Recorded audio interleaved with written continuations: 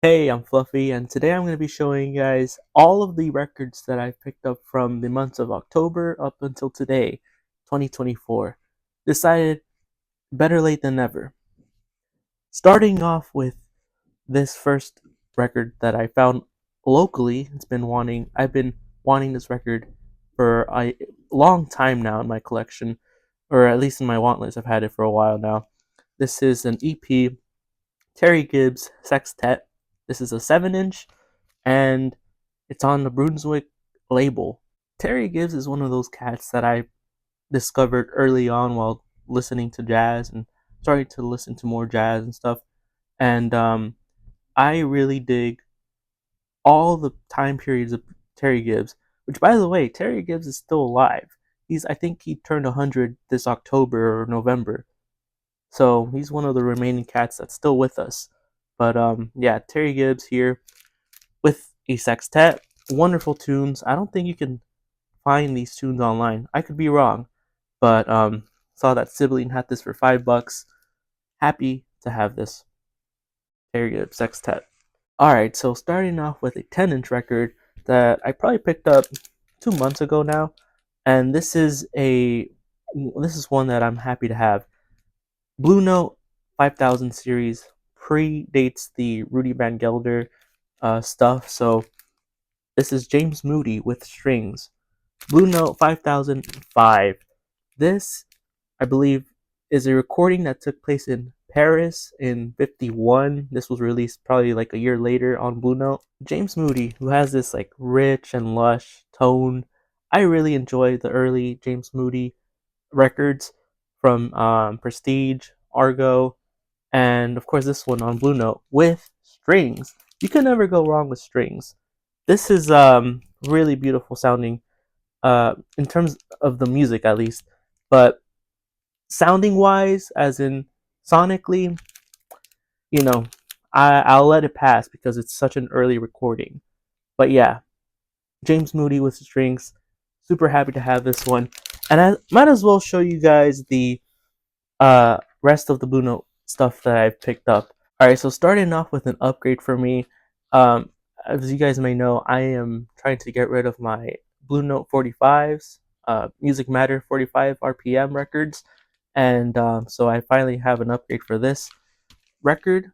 This is Gershon McCoy III Evolution.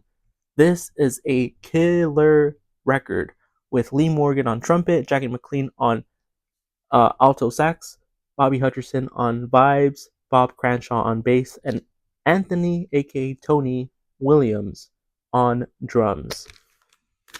Finally, have a RVG pressing. Still trying to sell the Music Matters that I have, but for now, I'm gonna be keeping this. And yeah, it's still in the shrink, which I haven't decided if I want to take that out.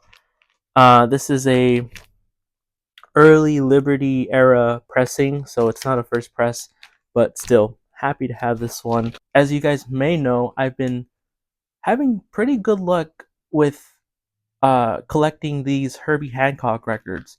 So when I saw this, the same seller selling a bunch of other Blue Note records, I decided to place my bet for this one, and of course it's Herbie Hancock, so I I won this one. This is My Point of View, Herbie Hancock.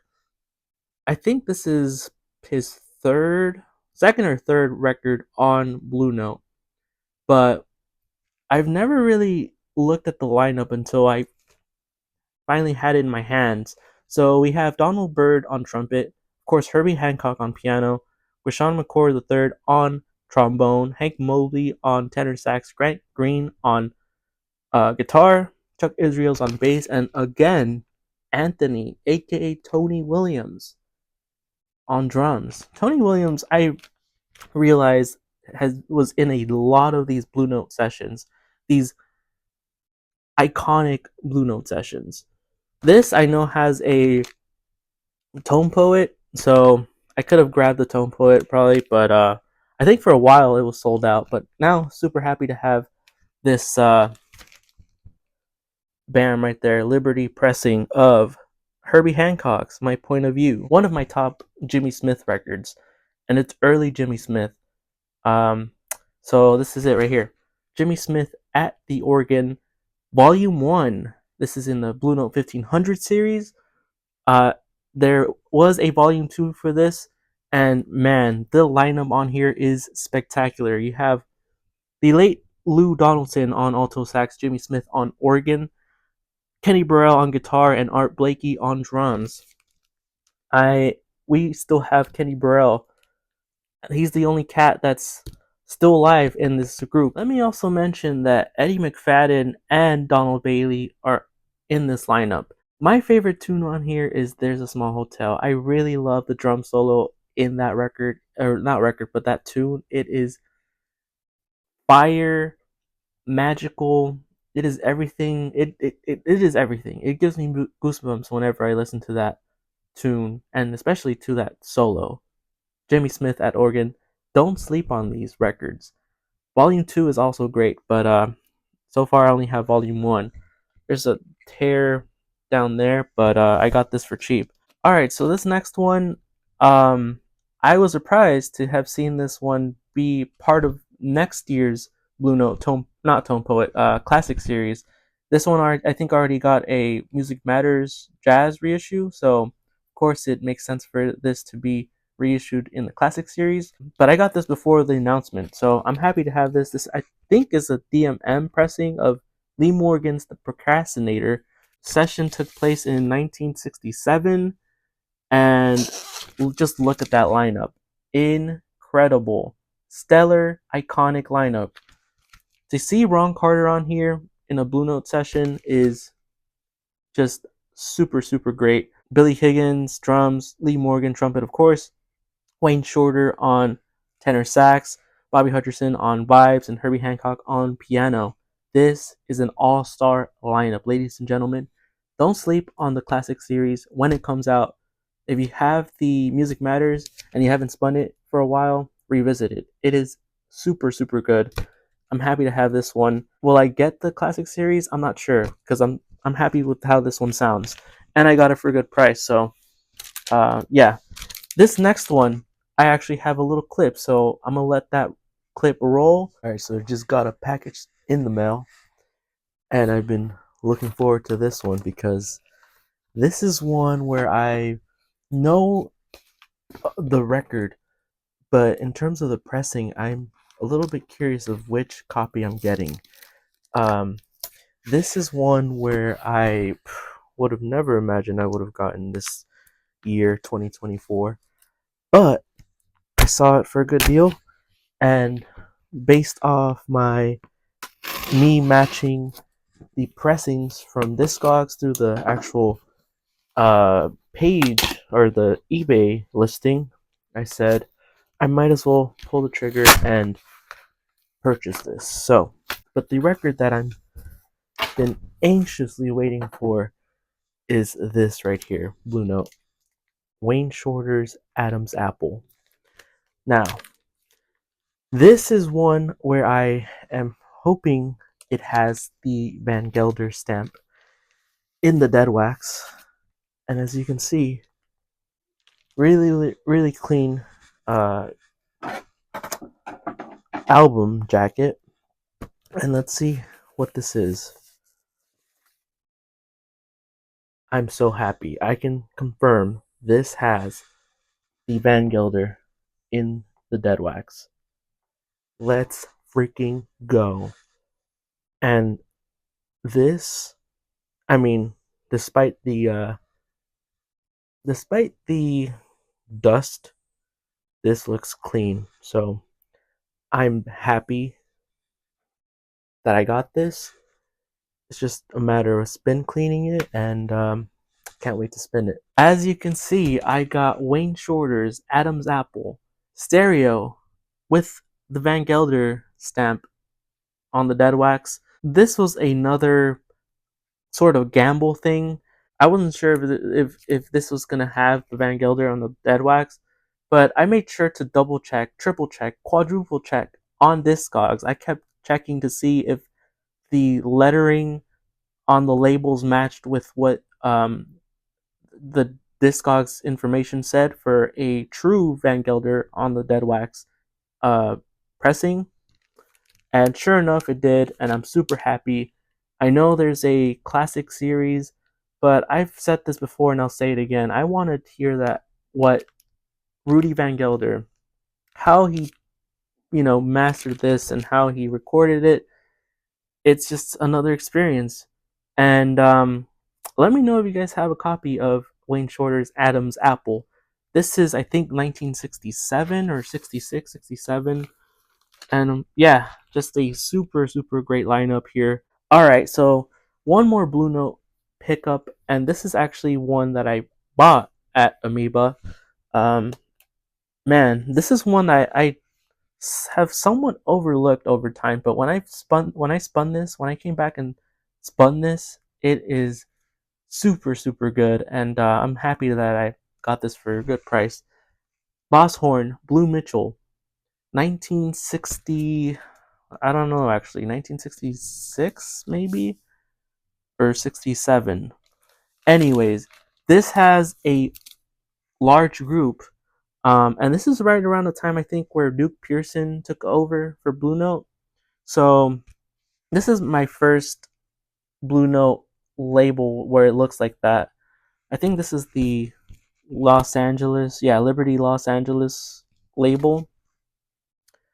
Don't have any other than this one. So I didn't know this until I spun it, but they play a track. They play Chick Corea's "Tones for Jones Bones," which you hear on Chick Corea's record, his debut record on Vortex. Super, super good. I think that record came out around the same time as this one. But let me talk about the lineup here. So Blue Mitchell on trumpet, Julian Priester on trombone, Jerry Dagion on alto sax, Junior Cook on tenor sax, Pepper Adams on baritone sax, Cedar Walton on piano, Chick Corea on piano, Gene Taylor on bass, and Mickey Roker on drums. This is a large group. The last two tracks on here, 2 and 3, are Chick Corea tunes, and one of them is the Tones for Jones Bones, which is an awesome, awesome track. But like I said, I'm not even sure if this has gotten a reissue, but when it does, grab it, because this is so good.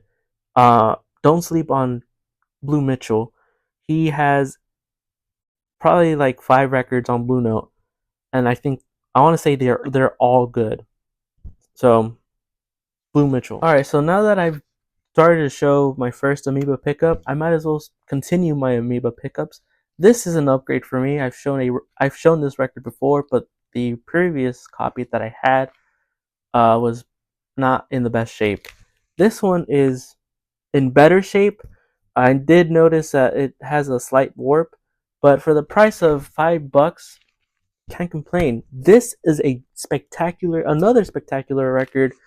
It's big band, but it's so good, and it has a phenomenal lineup of musicians that can play. These cats can play. Gerald Wilson, big band. Moment of Truth on Pacific Jazz. This is a stereo pressing. I believe the other copy that I had was mono. I have since given away the mono copy, and this is just so much cleaner. The disc is cleaner, but like I said, has a slight warp, which I'm not bothered by. Like this, I know this has a Tone Poet release, which I could always grab, but I I'm not focused on the Pacific Jazz Tone Poets right now. I'm focused on just finding these records for a good price. But yeah, just look at the lineup here. You have the likes of Carmel Jones, Bud Shank, um, who else? Mel Lewis, I think, is on here too. Jack Wilson, Jimmy Bond, the bassist, incredible. The guitar on here, who is uh, Jim Hall, super, super incredible. It makes me want to check out Gerald Wilson's son, Anthony Wilson, who put out a record for Kevin Gray's label, or Kevin Gray's label, Coherent, which I still haven't picked up. I'm hoping to pick that one up before the end of the year, so I still have a little bit of time. But for now, check out Gerald Wilson's big band Moment of Truth. All right, so these next two records are huge finds for me, and I got them for a good price. Starting off with this one, this is a Clef record, but it is a UK pressing of a Clef record. So this is from the 50s. This is Charlie Parker Big Band. Notice I've did a Gerald Wilson Big Band. Now I'm doing Charlie Parker Big Band, and this is on that Columbia label, which is I believe this is a whole separate thing from the US Columbia, but this sounds incredibly good. I think I have a love for the UK pressings of these records more than the US pressings, because I have another record uh, that's also a UK press, and it sounds incredible. I don't know what what they changed or whatever, but these records still sound good and they sound nice and loud. But yeah, Charlie Parker, Norman Granz, of course, some killer tunes. You have Lover, you have Autumn in New York, you have Almost Like Being in Love, Stella by Starlight, Night and Day. The tunes on here are incredibly good. And yeah, the I don't know if I think I paid like $10 for this, which I could be wrong, but I think this is one of the cheaper Charlie Parker releases that you can find, but I could be completely wrong on that. Charlie Parker, Big Band on Clef. Well, my pressing is the UK press, but still, it's still part of the Clef. And this next Charlie Parker record, I've been wanting ever since I have been collecting. I love Charlie Parker since high school. Ever since I discovered one of the tunes that's actually on this album, it made me want to grab the album. And so when I saw this at Amoeba with the big band record, I was like, I'm grabbing it. So this is Charlie Parker's Now's the Time, the quartet of Charlie Parker. What song am I talking about that's on here that made me fall in love instantly with this cat? Well, it's the very last track on this album, Confirmation. Confirmation is a track that in high school, since we had a jazz band, the music teacher would, for auditions, they had to play Charlie Parker's Confirmation. And if I remember correctly, I believe there's like three groups. There's like the, from the lowest to the top, and from the lowest you audition with Charlie Parker's Confirmation. When you want to move up, you audition with Charlie Parker's Donna Lee, and then with when you want to go to the very top, which they called A band, you would I actually can't remember what you would audition with, but I remember it was like Charlie Parker tunes. Anyways, Charlie Parker, this Confirmation song is the first song that I listened to by this cat, and I instantly fell in love with.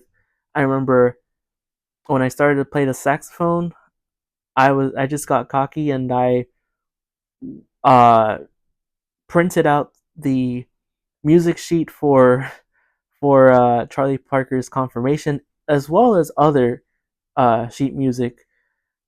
So I never got to learn to play. I just wanted to play like Charlie Parker, man. Anyways, this is on the Verve label with the trumpet guy. This was a blind buy for me.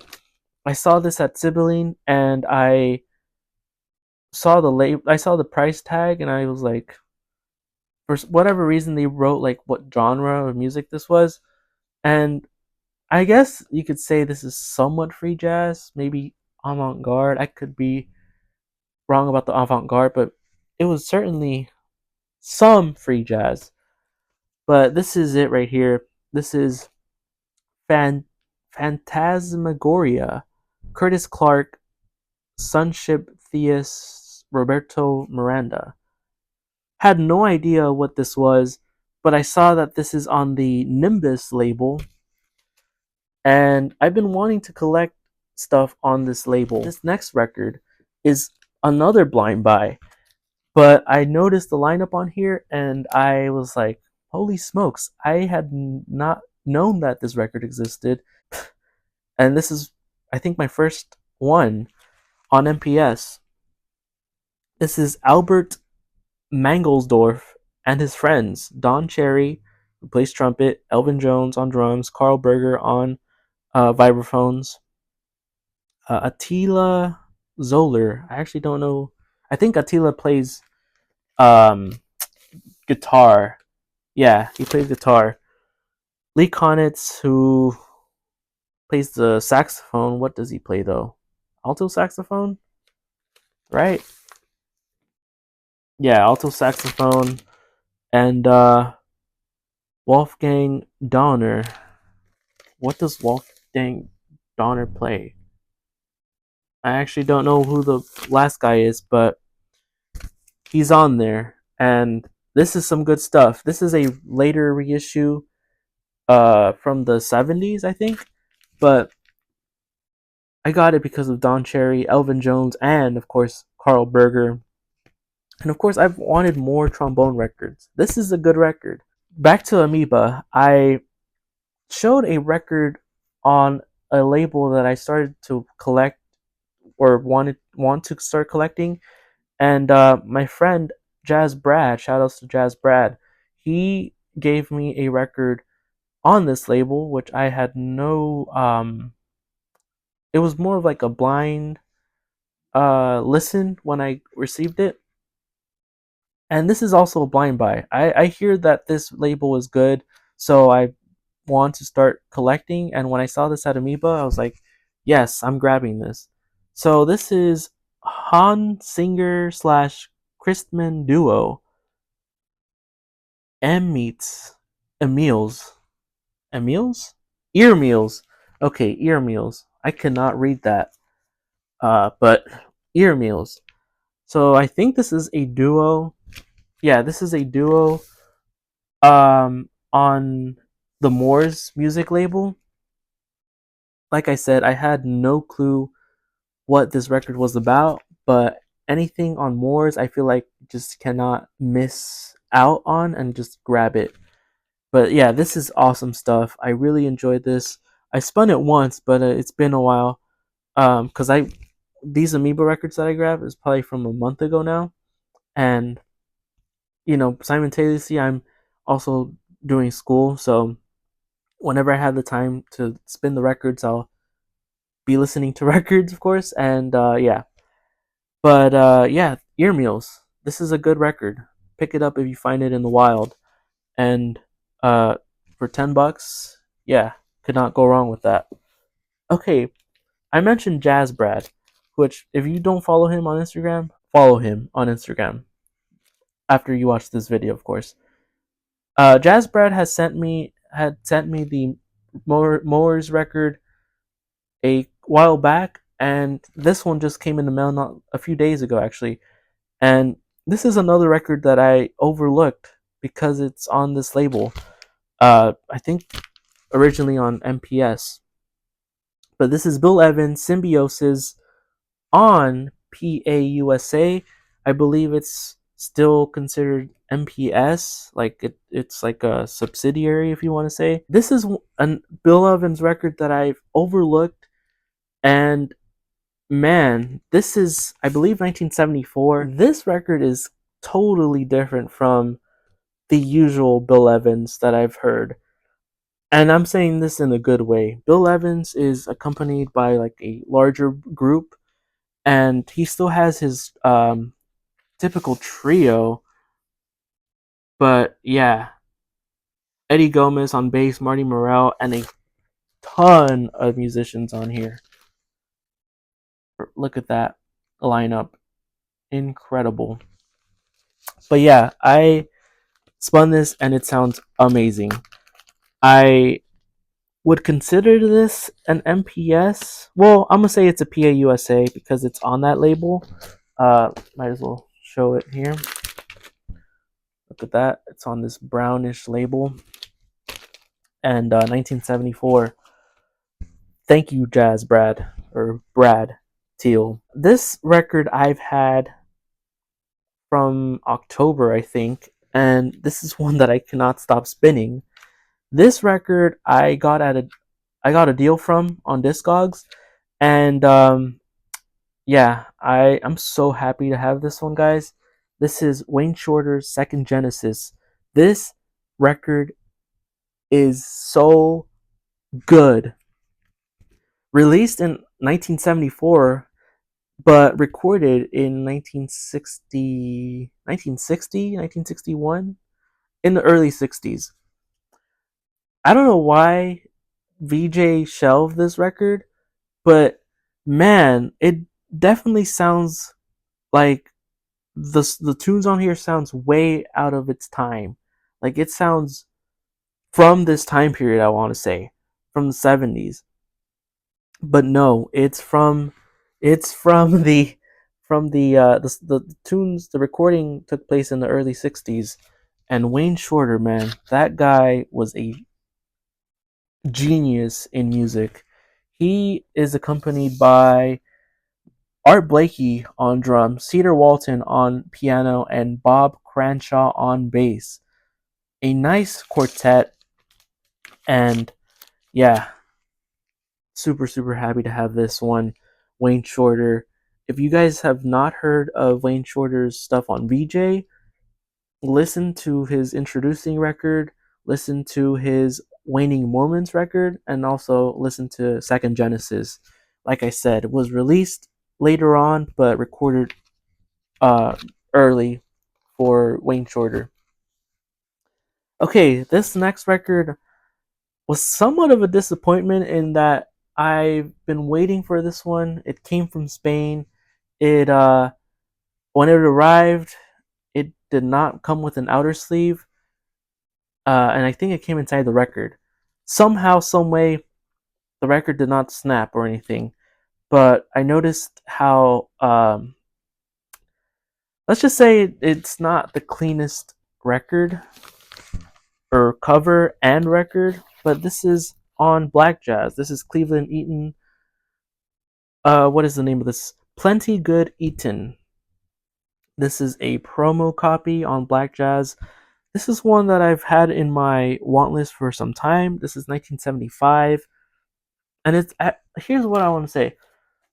Side one is more funk oriented, like it's more funk. It has this more funky feel. Side two is more, typical jazz during this time period. And me personally, I enjoy this record. I don't normally see people post this, probably because of it being, very somewhat of a funky record. But the lineup on here is good. Do I recognize anyone on here? Probably not. Hmm. Interesting.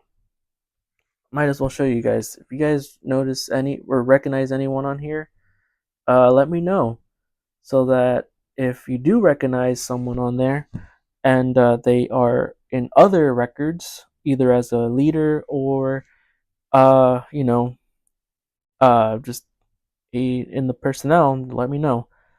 Anyways, Cleveland Eden.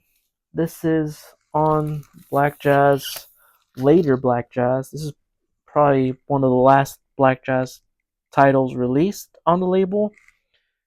And yeah, it has. I mean, it doesn't look that bad now that I see. It doesn't look that bad. Maybe it needs a clean. I haven't cleaned this record, which might trigger some people, but it is what it is. This is Frank Lowe, Black Beings. This is one that I've been wanting for, I think, at the beginning of this year. I had seen someone show this, and caught my eye because one, ESP been wanting more ESP records, and two, I believe it was last year where I found a Frank Lowe record and I loved it. Free jazz, very very free jazz.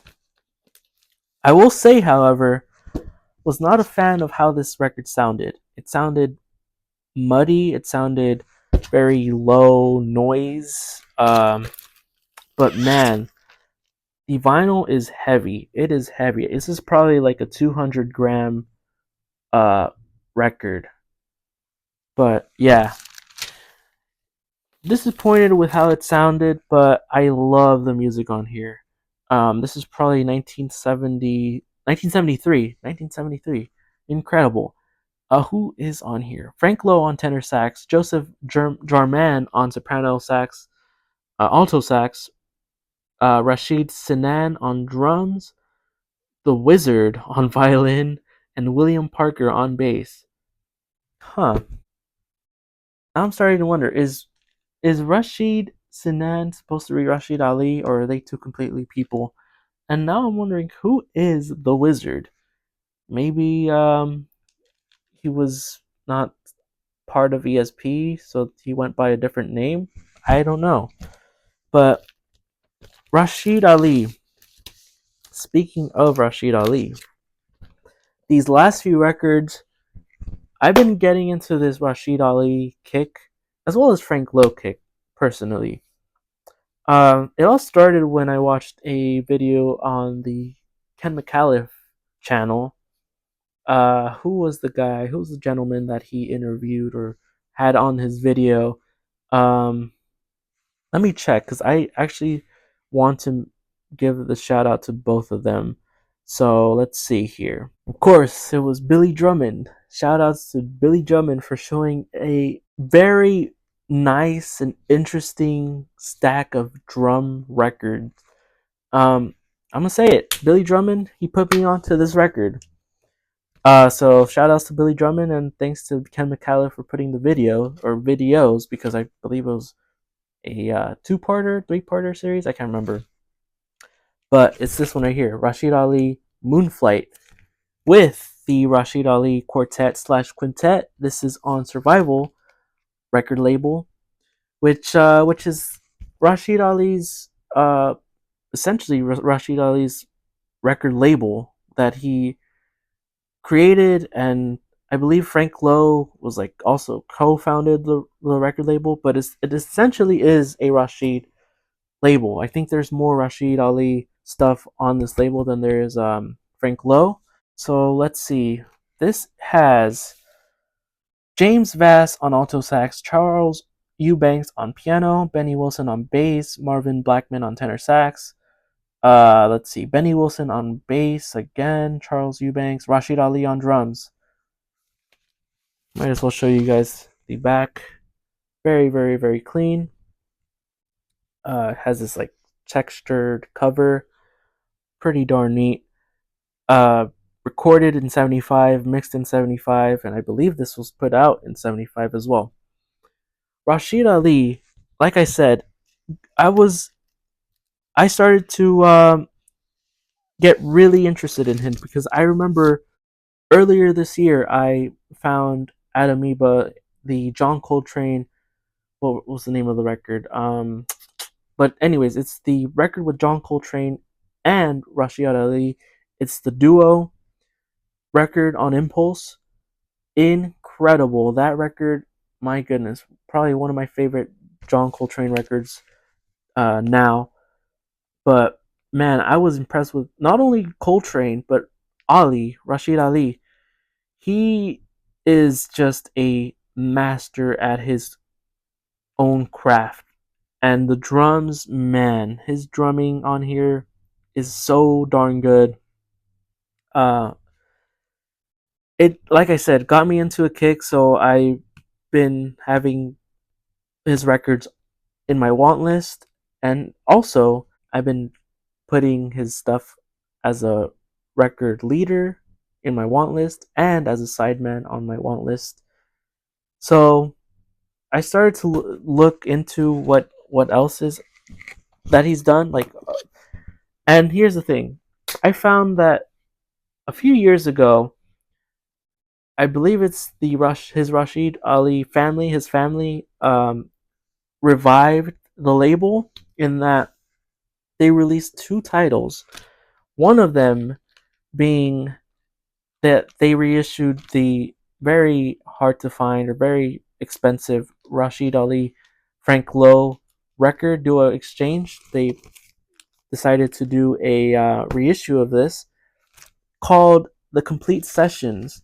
So on here, you not only get the full album of Duo Exchange, you also get the rehearsal breakdown, you get alternate takes, you hear the musicians interact with each other, how Ali wanted the record to sound.